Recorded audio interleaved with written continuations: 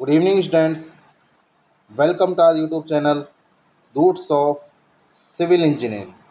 Roots of Civil Engineering. जैसा कि आपको ज्ञात है कि मैंने आपको पहले ही बताया था कि हम Rajasthan GK MCQ batch start कर किसके लिए, स्पेशल रीट विद्यार्थियों के लिए। रीट 2022 का जो एग्ज़ाम होने वाला है अभी, उसके लिए। किसके लिए? रीट 2022 के लिए, क्योंकि इसमें अभी कुछ ही दिन शेष है। 23 से 24 जुलाई 2022 को ये एग्ज़ाम कंडक्ट होने वाला है और हम कोशिश कर रहे हैं कि 2022 के जितने भी एग्ज़ाम्स हैं, 2022 के जितने भी एग्ज़ाम्स हुए हैं 2022 में, चाहे वो पटवारी हो, चाहे वीडियो मेंस हो, चाहे जेई के एग्ज़ाम कंडक्ट हुए हैं, उनके हम राजस्थान जीके का जो पोर्शन है वो आपको करवाएं। जैसे कि मैं आपको 2 लेक्चर ऑलरेडी इसके प्रोवाइड कर चुका हूँ, दो लेक्चर इसके ऑलरेडी प्रोवाइड कर चुका हूँ मैं आपको। तो ये पेपर किसका है देखिए, ये है कनिष्ठ अभियंता डिप्लोमादार संयुक्त सीधी भर्ती परीक्षा 2022। कब एग्ज़ाम कंडक्ट हुआ? ये एग्ज़ाम कंडक्ट हुआ 20/5/2022 को। कब कंडक्ट हुआ? 20/5/2022 को। ठीक है बच्चों, आइए इसका फर्स्ट क्वेश्चन देखते हैं। इसका फर्स्ट क्वेश्चन क्या कहता है? वंश भास्कर किस भाषा में लिखा गया है? तो सबसे पहली बात, वंश भास्कर की रचना किसने की है? तो वंश भास्कर की रचना किसने की है? वंश भास्कर की रचना की है सूर्यमल मिश्र ने। किसने? सूर्यमल मिश्र। सूर्यमल मिश्र कौन थे? सूर्यमल मिश्र दरबारी विद्वान थे, दरबारी हम कवि कह सकते हैं। कहाँ के शासक के? बूंदी के शासक थे। बूंदी के शासक राम सिंह के, महाराव राम सिंह, इनके दरबारी विद्वान थे। ठीक है, इनके अन्य ग्रंथ भी है, जैसे कि वीर सतसई, सतीदासो, धातु रूपावती और बलवंत विलास।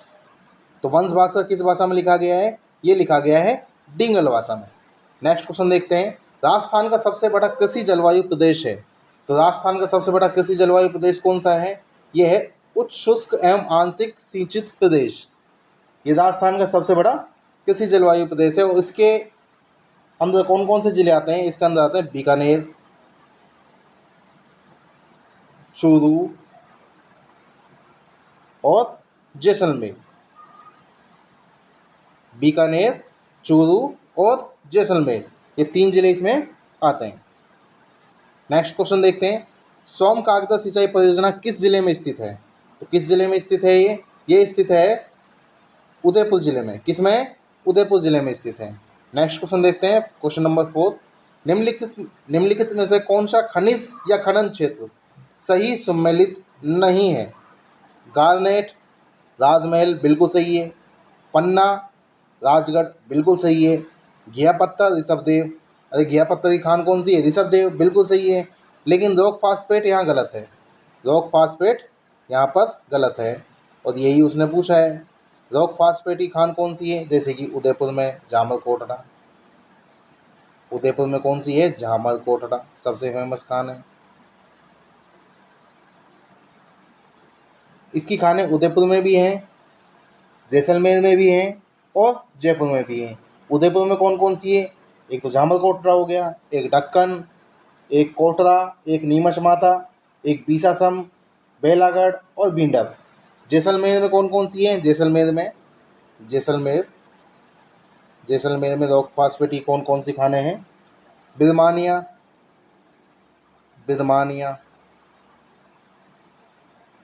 और कौन सी है? लाठी सेल समूह।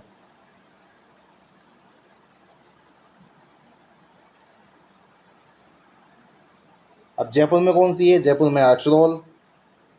जयपुर में कौन सी है? अचरोल। इस क्वेश्चन का अपना आंसर क्या हो जाएगा? इसका आंसर हो जाएगा रॉक फास्फेट।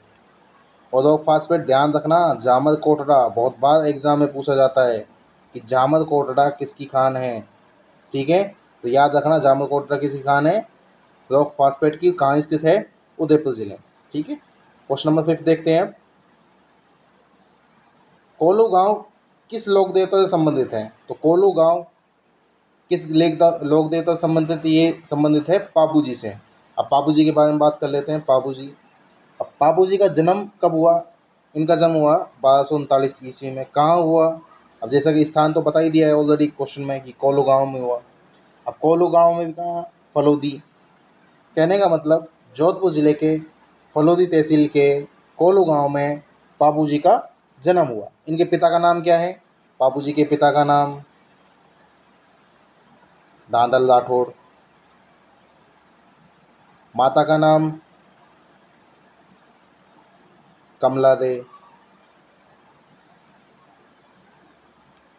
ठीक है। बाबू जी के उपनाम कौन कौन से हैं? अब उपनाम आ जाओ। उपनाम है लक्ष्मण के अवतार, ऊँटों के देवता, ऊँटों के देवता, प्लेग रक्षक देवता, प्लेग रक्षक देवता।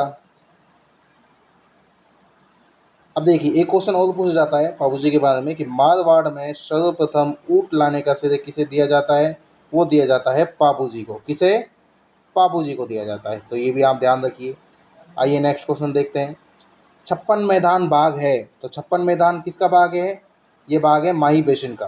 किसका? माही बेसिन का। नेक्स्ट क्वेश्चन देखते हैं। राजस्थान में राष्ट्रमंडल की स्थापना कब हुई? क्वेश्चन नंबर 7, राजस्थान में राष्ट्रमंडल की स्थापना कब हुई? ये हुई 1949 ईस्वी में। कब? 1949 ईस्वी में। क्वेश्चन नंबर 8 देखते हैं। राजस्थान हाई कोर्ट में न्यायाधीशों के कितने पद स्वीकृत हैं? तो कितने पद स्वीकृत हैं? 1 + 49। एक मुख्य न्यायाधीश और 49 अन्य न्यायाधीश। राजस्थान हाई कोर्ट की प्रधान पीठ कहाँ है? हाई कोर्ट की प्रधान पीठ है जोधपुर में। और खंडपीठ कहाँ है? खंडपीठ स्थित है जयपुर में। ठीक है बच्चों। आइए नेक्स्ट क्वेश्चन देखते हैं। क्वेश्चन नंबर 9, राजस्थान में संभागीय आयुक्त व्यवस्था को कब पुनर्जीवित किया गया? अब इसका मतलब क्या है? पहले संभागीय जो व्यवस्था है वो शुरू की गई, उसके बाद उसे समाप्त किया गया और उसके बाद उसको शुरू किया गया। तो लास्ट में जब शुरुआत हुई उसके बारे में ये हमसे पूछ रहा है कि कब शुरू हुआ। राजस्थान में, आइए इसके बारे में बात कर लेते हैं। राजस्थान में संभागीय जो व्यवस्था ये कब स्टार्ट हुई थी? ये हुई थी 1949 ईस्वी में। किसके समय? हीरालाल शास्त्री के समय। ठीक है। उसके बाद में 1962 में सरकार बनी, 1962 में सरकार बनी मोहनलाल सुखाड़िया की, जिन्होंने संभागीय व्यवस्था को समाप्त कर दिया। लेकिन फिर बाद में 11 जनवरी 1987 को सरकार बनती है हरिदेव जोशी की। किसकी? हरिदेव जोशी की। और इन्होंने संभागीय व्यवस्था को फिर से शुरू किया। ठीक है। तो इस क्वेश्चन का आंसर कितना हो जाएगा? 1987। आइए क्वेश्चन नेक्स्ट देखते हैं। क्वेश्चन नंबर 10, नाथसा की पाल किस खनिज के लिए प्रसिद्ध है? अब नाथसा की पाल लौह अयस्क के लिए प्रसिद्ध है। किसके लिए? लौह अयस्क के लिए। क्वेश्चन नंबर 11, निम्नलिखित में से कौन सी पर्वतीय चोटी सिरोही जिले में स्थित नहीं है? अब इसमें पूछा गया सिरोही जिले में अवस्थित नहीं है। अवस्थित नहीं है या स्थित नहीं है, एक ही बात है दोनों की। अब इसका मैंने मतलब क्या है? क्वेश्चन का मतलब ये है कि कोई भी 3 चोटियाँ सिरोही जिले में है, लेकिन एक क्या है? सिरोही जिले में नहीं है। तो कौन सी नहीं है? अचलगढ़ सिरोही में है, शेर भी सिरोही में है, देलवाड़ा भी सिरोही में है, लेकिन कमलनाथ कहाँ है? कमलनाथ की पहाड़ी उदयपुर में स्थित है। कहाँ स्थित है? उदयपुर में। कमलनाथ की पहाड़ी उदयपुर जिले में स्थित है। ठीक है। अब इनकी हाइट के बारे में बात कर लेते हैं। कमलनाथ की हाइट कितनी है? कमलनाथ पहाड़ी की हाइट कितनी है? 1001 मीटर। ठीक है। अचलगढ़ की हाइट कितनी है? अचलगढ़ की हाइट है 1380 मीटर। देलवाड़ा की हाइट 1442 मीटर। और शेर की हाइट सभी को पता होगी, लगभग 1597 मीटर। कितनी है? 1597 मीटर। तो ये भी आपको याद रखना है। आइए क्वेश्चन नंबर नेक्स्ट देखते हैं। क्वेश्चन नंबर 13, 12 नहीं, क्वेश्चन नंबर 12 नहीं हुआ है अभी, तो क्वेश्चन नंबर 12 देखते हैं। राजस्थान में ऑक्सीजोन पार्क कहाँ विकसित किया जा रहा है? तो कहाँ विकसित किया जा रहा है? ये किया जा रहा है कोटा में विकसित। ऑक्सीजोन पार्क कहाँ विकसित किया जा रहा है? राजस्थान में कोटा जिले में। ठीक है, आइए नेक्स्ट देखते हैं क्वेश्चन नंबर 13। लोक नाट्यकार नानूराम किस ख्याल के लिए मुख्य प्रवर्तक माने जाते हैं? तो कौन सा ख्याल है वो है कुचामनी ख्याल। कौन सा? कुचामनी ख्याल। नेक्स्ट क्वेश्चन देखते हैं क्वेश्चन नंबर 14। राजस्थान की किस रियासत ने ब्लू पोएट्री को संरक्षण दिया? तो कौन सी रियासत थी वो रियासत थी जयपुर। कौन सी थी? जयपुर। अब ब्लू पोएट्री का एक अपने आप में ही इतिहास है। ब्लू पोएट्री का भाई अकबर के समय जब अकबर का शासन था उस समय ये ब्लू पोएट्री ईरान से लाहौर लाई। ईरान से कहाँ आई? लाहौर आई। और लाहौर से राजा मानसिंह, जो जयपुर के राजा मानसिंह थे, मानसिंह प्रथम भी हम उन्हें कह सकते हैं, जयपुर के राजा मानसिंह लाहौर से कहाँ लेके आए? लाहौर से जयपुर लेके आए। ठीक है,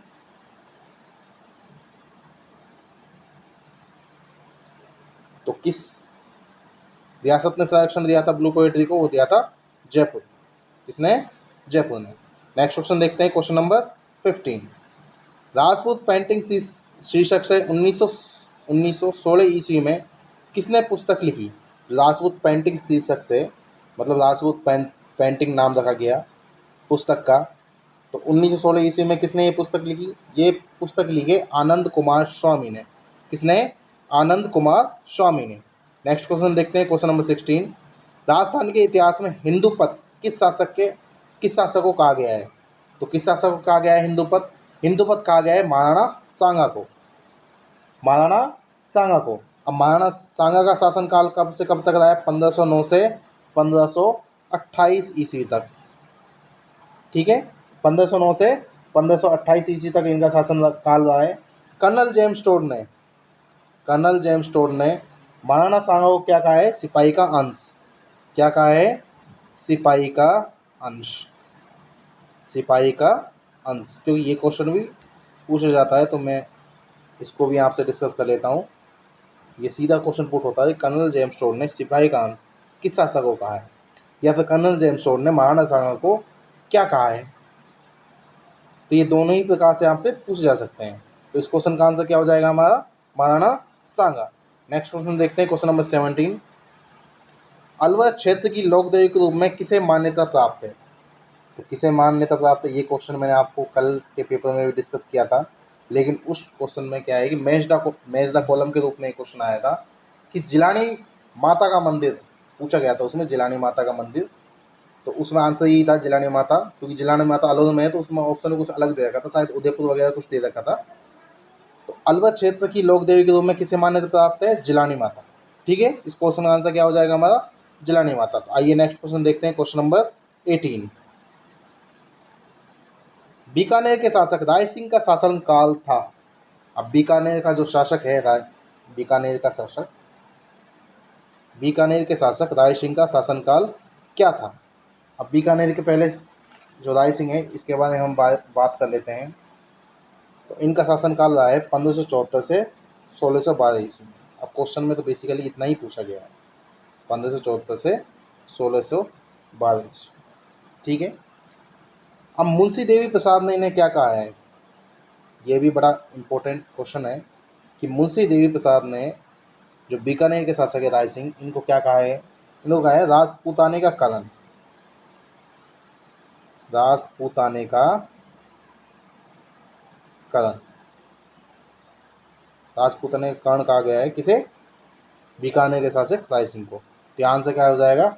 1574 से 1612 ईस्वी। ठीक है, नेक्स्ट क्वेश्चन देखते हैं क्वेश्चन नंबर 19। चंद्राकार बालू का स्तूप को कहा जाता है। तो क्या कहा जाता है? चंद्रकार बालू का स्तूप को इनको कहा जाता है बरखान। क्या कहा जाता है? बरखान कहा जाता है। नेक्स्ट क्वेश्चन देखते हैं क्वेश्चन नंबर 20। राजस्थान में जिला आयोजन समिति का अध्यक्ष कौन होता है? तो कौन होता है? ये होता है जिला प्रमुख। कौन?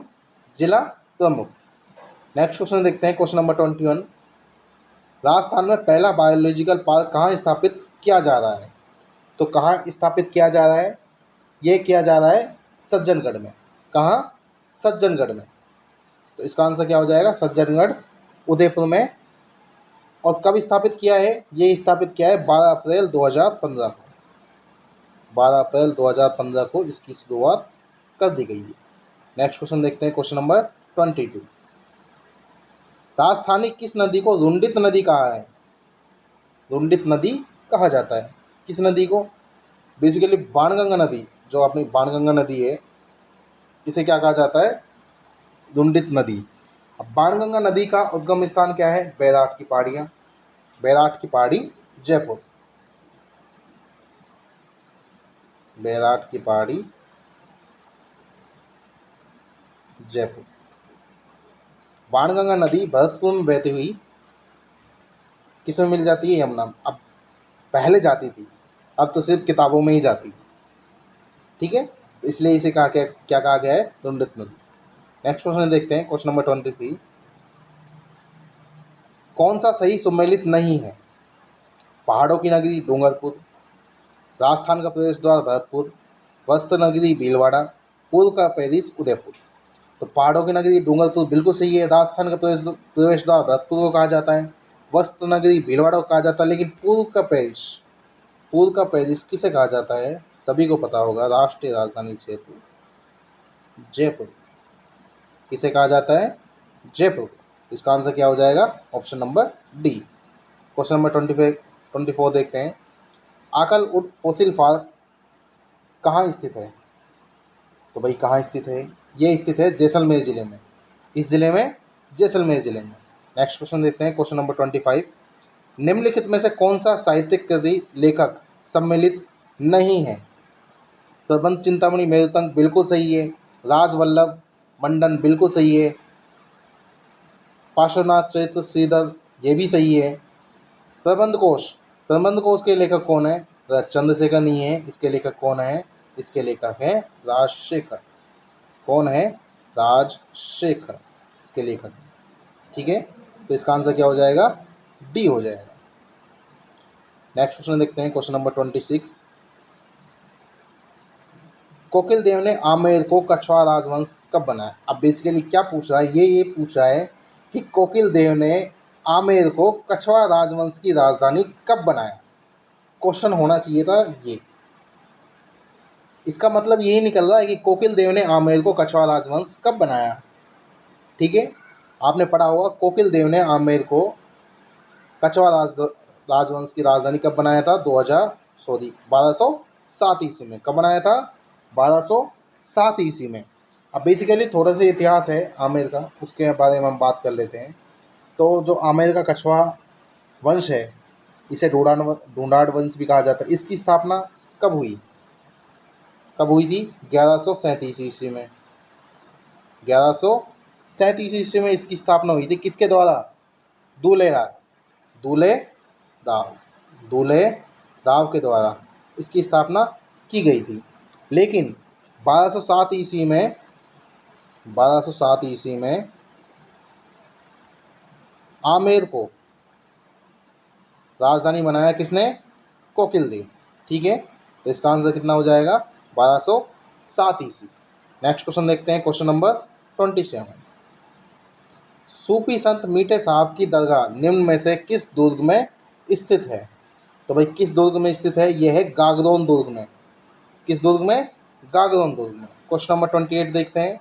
राजस्थान में केसरियापट्टन स्थित प्रसिद्ध हिंदू केशव मंदिर किस देवता को समर्पित है?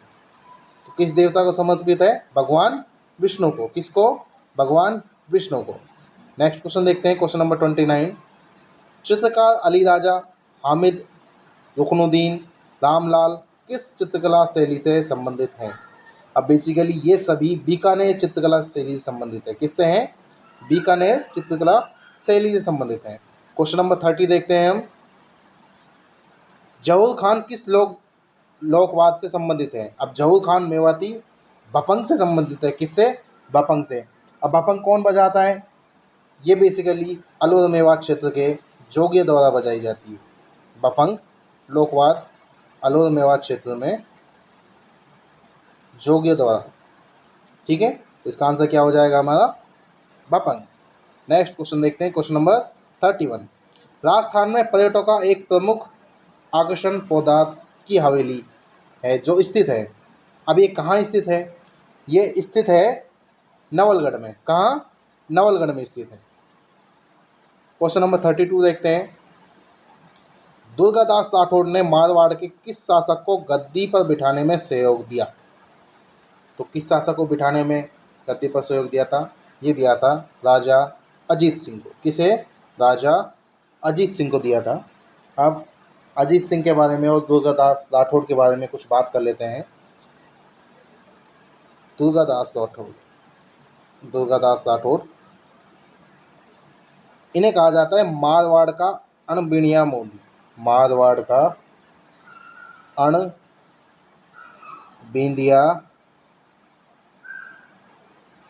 मोदी।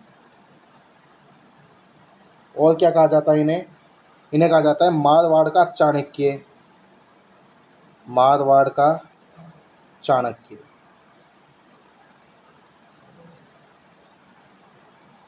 ठीक है। कर्नल जेम्स टोड ने दुर्गादास राठौड़ को क्या कहा गया है? दुर्गादास राठौड़ को कहा गया है राठौड़ों का यूलिसिस। क्या कहा है? राठौड़ों का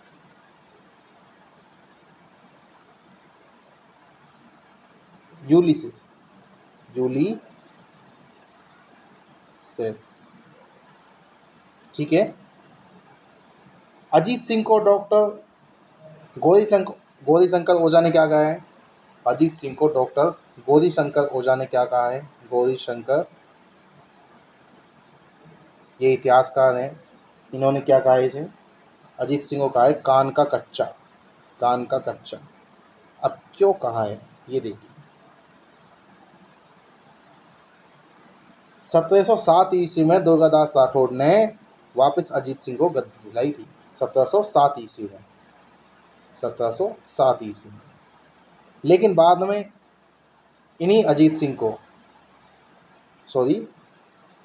सिंह ने इन्हीं दुर्गादास राठौड़ को, जिन्होंने गद्दी दिलाई, उन्हीं को राज्य से निष्कासित कर दिया था।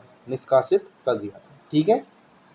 इसीलिए डॉक्टर गौरीशंकर ओझा ने इन्हें, अजीत सिंह को क्या कहा है? कान का कच्चा। तो इसका आंसर क्या हो जाएगा हमारा? अजीत सिंह।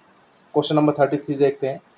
राजस्थान की बहुरूपिया कला को प्रसिद्धि दिलाने का श्रेय किसे दिया जाता है? तो भाई किसे दिया जाता है? ये दिया जाता है जानकीलाल भांड को। किसे? जानकीलाल भांड को। नेक्स्ट क्वेश्चन देखते हैं, क्वेश्चन नंबर 34। इतिहासकार जीएच ओझा के अनुसार मतीरे की राड़ नामक युद्ध कब लड़ा गया? मतीरे की राड़ हुआ ये था कि जैसे दो राज्य हैं, उनके बीच में कोई भाई एक बॉर्डर भी तो होती है, बाउंड्री लाइन होती है। जैसे राजस्थान और जैसे अपने हिंदुस्तान और पाकिस्तान के बीच में एक बॉर्डर लाइन है, वैसे ही दो राज्यों के बीच में एक बॉर्डर लाइन थी। तो यहाँ लग गया मतीरा। देखिए दोबारा समझाता हूँ मैं आपको। ये बॉर्डर लाइन है। अब ये कौन कौन से शासकों की बॉर्डर लाइन थी? ये थी अपनी, यहाँ लगी बेल, मतीरे की बेल। यहाँ लास्ट खेत था एक, उसमें एक किसान ने बेल लगाई। ठीक है। अब बेल लगाई तो ये बेल क्रॉस करके मतीरा पड़ोस का राज्य का जो खेत था उसमें जाके ये मतीरा लग गया। अब इसी मतीरे की वजह से दो राज्यों के बीच संघर्ष हुआ। अब बेसिकली हम कह सकते हैं कि युद्ध हुआ, या फिर सैनिकों के मध्य युद्ध हुआ कि ये मतीरा हमारा है, ये मतीरा हमारा है। और वो कौन कौन से राज्य थे? नागौर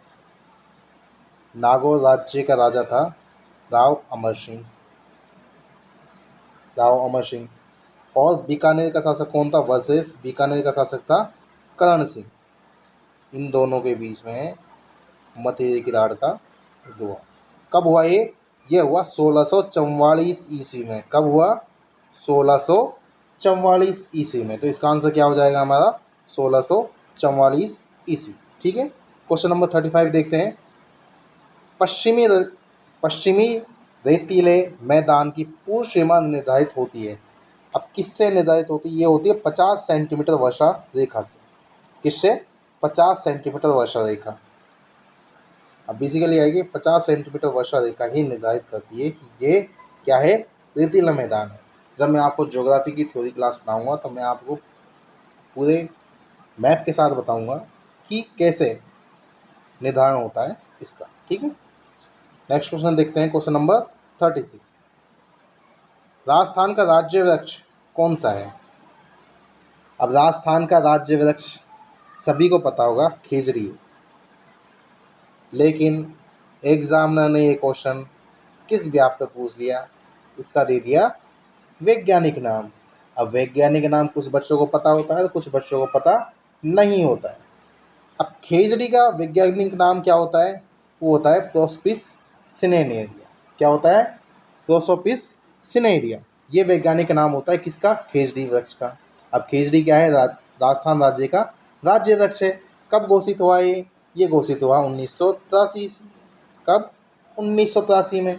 तो आपको एग्जाम के पॉइंट ऑफ व्यू से देखना है, यही नहीं कि हमने ये याद कर रखा है कि खेजड़ी वृक्ष अपने राजस्थान राज्य का राज्य वृक्ष है। नहीं, उसका वैज्ञानिक नाम भी हमें याद होना चाहिए। अब जैसे नेक्स्ट ऑप्शन जो इसमें दे रखा है वो दे रखा है टेकोमेला उंडुलेटा। टेकोमेला दे रखा है इसमें नेक्स्ट ऑप्शन। अब टेकोमेला उंडुलेटा दे रखा है, तो ये किसका वैज्ञानिक नाम है? ये है रोएडा का। किसका है? रोएडा का। अब रोएडा क्या है? रोएडा अपना राज्य पुष्प है। क्या है? राज्य पुष्प है।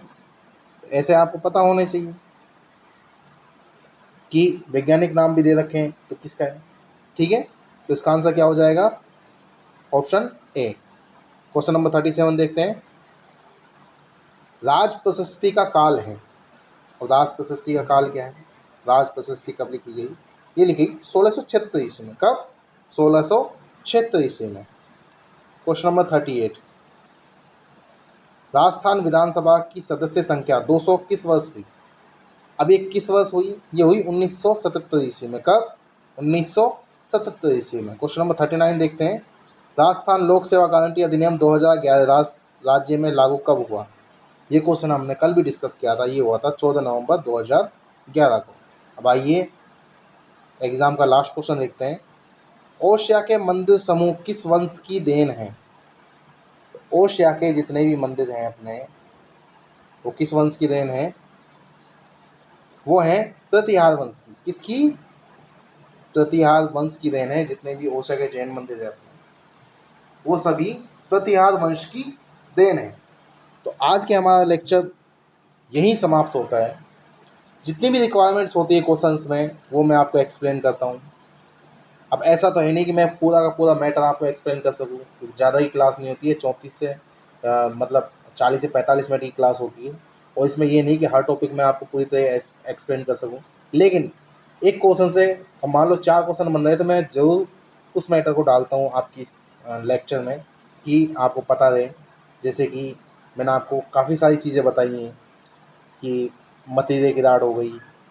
मतीरे की राड किस किस के मध्य युद्ध हुआ? तो ये पूछा जा सकता है कि मतीरे की राड जो युद्ध हुआ है वो किन दो शासकों के मध्य हुआ है। ये भी पूछा, मैंने इसमें पूछा गया था राज्य का राज्य वृक्ष। वैज्ञानिक नाम पूछा था खेजड़ी, लेकिन मैंने ऑप्शंस को भी आपको एक्सप्लेन किया है। तो आप बस इतना कीजिए कि अगर हमारे लेक्चर आपको पसंद आ रहे हैं तो आप हमारी वीडियोस को लाइक कीजिए। हमारे चैनल को जो है रूट्स ऑफ सिविल इंजीनियरिंग, आपका अपना खुद का ही चैनल है। अगर आपको किसी भी क्वेश्चन से रिलेटेड, वैसे तो बेसिकली जो ये आंसर्स हैं, जो मैंने आपको ये आंसर्स बताए हैं, ये मैंने जो फाइनल आंसर की है बोर्ड द्वारा निकाली गई फाइनल आंसर की है उससे मिलान करके बताए हैं। क्योंकि मैं नहीं चाहता कि आपको कोई भी आंसर गलत बताया जाए, क्योंकि एक भी क्वेश्चन कंपटीशन में एक भी क्वेश्चन बहुत ही ज़्यादा रोल प्ले करता है, खासकर जब नेगेटिव मार्किंग होती है। ठीक है। तो आज का लेक्चर हम यहीं समाप्त करते हैं। मिलते हैं कल एक RSMSB के नए पेपर के साथ। तब तक के लिए नमस्कार।